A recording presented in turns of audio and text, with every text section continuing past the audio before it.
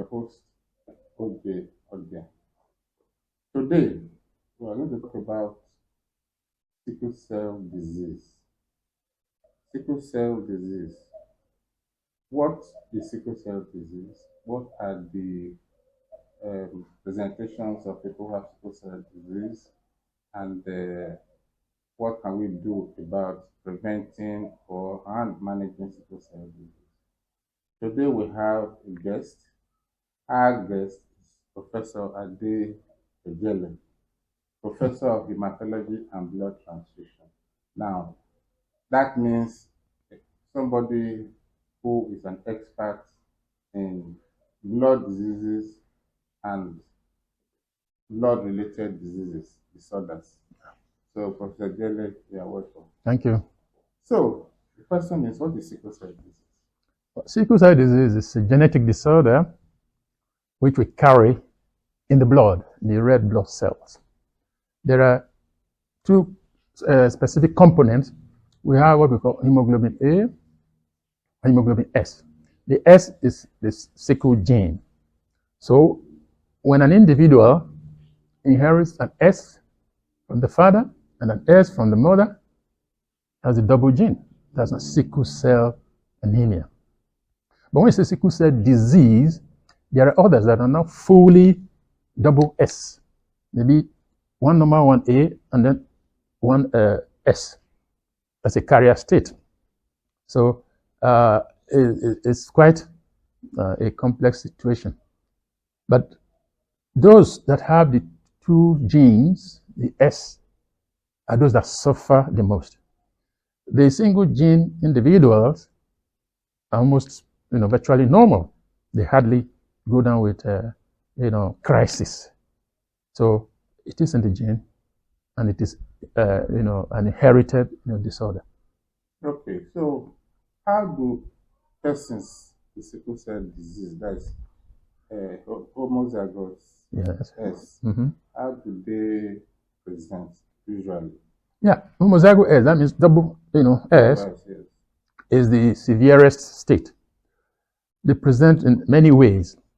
One of the commonest ones is pain, frequent pains. We call bone pain crisis. We call them crisis because from time to time, these sickle genes block blood vessels, supplying essential organs and all that. And if that happens to the bones, those parts of the bone will become very painful, very tender. And in a simple term, bone pain crisis. Other crises are also there.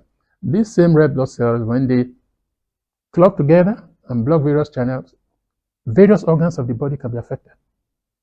Can be in the brain, can be in the abdomen, can be in the urinary tract and all that, with all sorts of consequences. Those in the brain can give you central nervous disorders, stroke, and so on and so forth. If it happens in the lungs, that's another, very bad situation. Acute chest syndrome, you can't breathe and all that. Respiration is affected. It can easily lead to complications and death. It can affect any other organ in the abdomen, the spleen, the liver, and so on and so forth. So, and even the urinary tract. So, most parts of the body anywhere blood goes, it's liable to having some problems with the function of those particular organs of the body. So, this sickle cell disease, is it manageable? Can you treat it so that patients can get better? Well, yes. Over the years, many patients have died because of poor knowledge of the disease in the early days. It occurs in the malaria belt of the world. So maybe in those early days, malaria killed this and that. But the point is, the sickle cell crisis was also coexisting. Malaria itself can precipitate the crisis. So you can see the interrelationship. So yes, it manifests in various ways. We are talking of the cure for it or the treatment. It depends on the presentation of the patient. How the patient present to you. If it's pain crisis, bone pains, abdominal pain and all that, then you treat the pain specifically. Yeah, control. Some can come with severe anemia, the plastic anemia. So they are weak, they can't get up, they can't do their normal job and all that. You will need to give them blood of AA type to resuscitate them. Okay. Some can be hyperhemolytic crisis. That is the breakdown. The cells break down. Yeah, the sickle cells, will plug blood vessels and all that, and they get broken down and all that. So a lot of blood is broken down in the system, which have to be excreted. So that will also lead to severe anemia. That is severe shortage of blood. So I treat that with blood transfusion of a normal one, hemoglobin AA blood. Yes, so that will not sickle. That is compatible with the patient. With the patient, of course, yes, that has to be done. So if it is, in some cases, severe infection as a result from a chest infection and all that, you have to take care of the infection, treat with the appropriate antibiotics, and then, because once you clear the infection, the crisis will resolve. So it depends on the presentation. Sometimes it's sequestration, that is, blood is pooled in certain organs of the body, like the spleen, like the liver, and so on and so forth. If that happens, you have to give the relevant treatment, like pain relief, because with the enlargement of those organs, severe pain comes in. So treat the pain and give other measures. Yes, that will give relief to the patient. Yes, and then because with this sludging of the blood, the infection can supervene. So you also have to take care of the infection with the appropriate antibiotics. Then you rehydrate them. I give them fluids. Fluid, yes. Okay. Orally or by intravenous, infusion. All this will help to relieve those complications.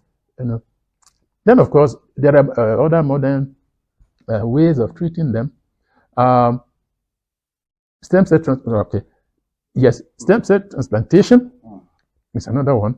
That gene bearing hemoglobin you want to replace with blood bone marrow from a normal individual with hemoglobin AA. So they can have bone marrow transplantation. Yes. Okay.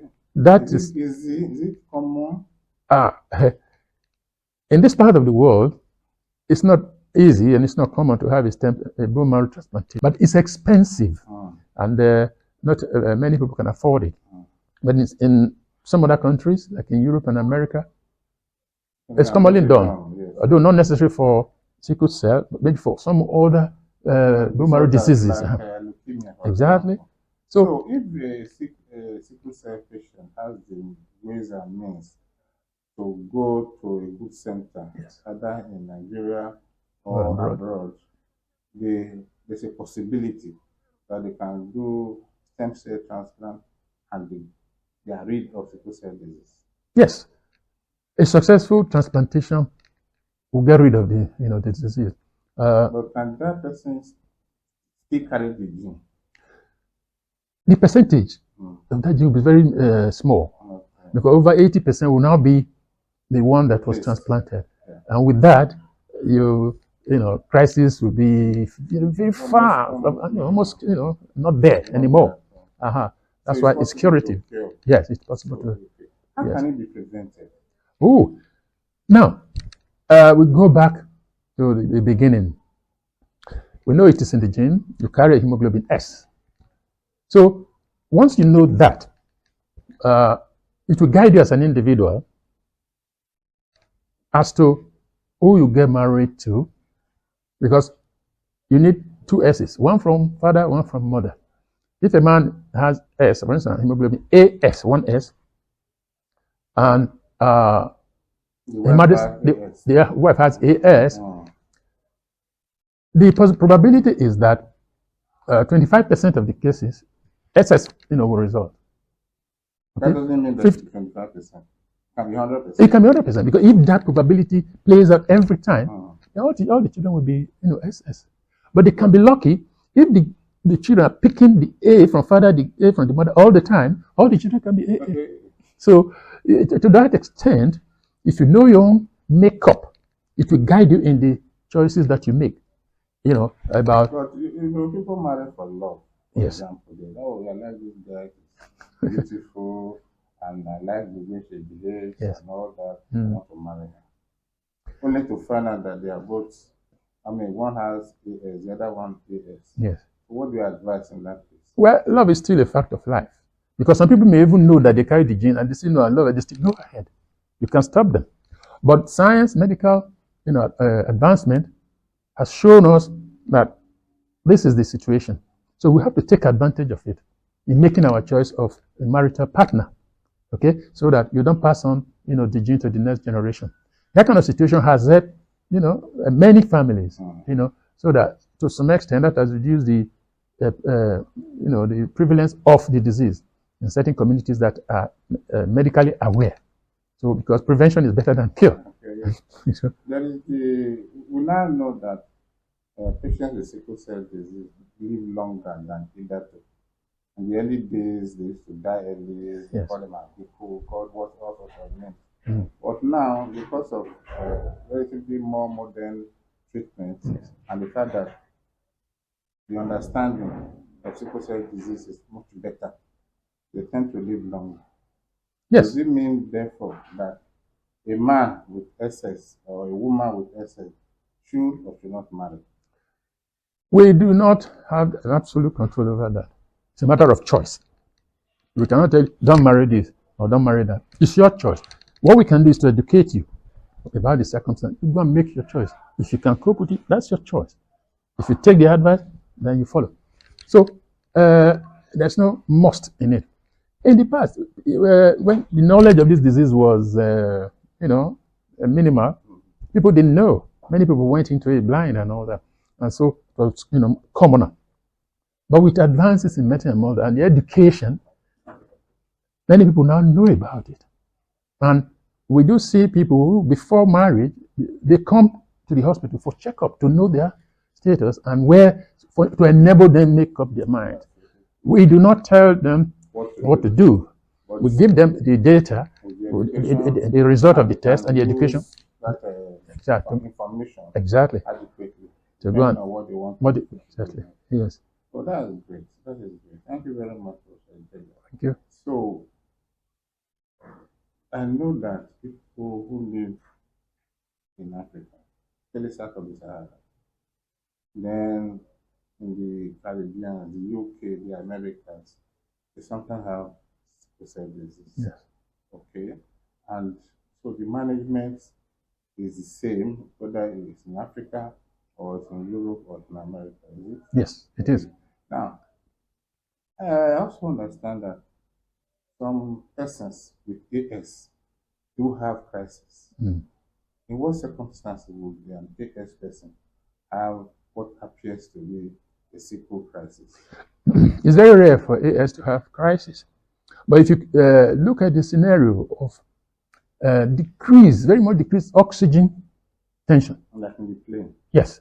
Okay. Unpressurized, aircraft or environment, such a person can, get crisis. But it's rare amongst them. The environment determines. Some athletes who have AS, sometimes it's shown to collapse. Yes. For no obvious reason apart from perhaps the SG. Yeah, because with intense exercise, you consume a lot of oxygen. You need, and you require a lot of oxygen. But the oxygen you get, it's not enough at that level with an hemoglobin S there to, satisfy your requirement. So they can tilt over in that situation. For some people, for instance, if they collapse, after intense, maybe race or whatever, if you have oxygen to give them, you quickly revive them, because that is what they need at that point in time to be revived. So overexertion should be, avoided for those who have the sickle cell disease, anemia, and for those who know that they are carriers. That's trait. Yeah, they should not overexert themselves because that can be a predisposing factor. Yes, to some level of crisis. So it's a kind of man, know yourself and know your limit and educate yourself so that you can take preemptive action to prevent this crisis from coming up. Thank you very much. Thank you, Prof. Thank you very much, Prof Ejele. We have spoken with Professor Ejele, and he has talked a lot to us about sickle cell disease. Next time, we'll have another guest. Thank you very much. Yeah. Subscribe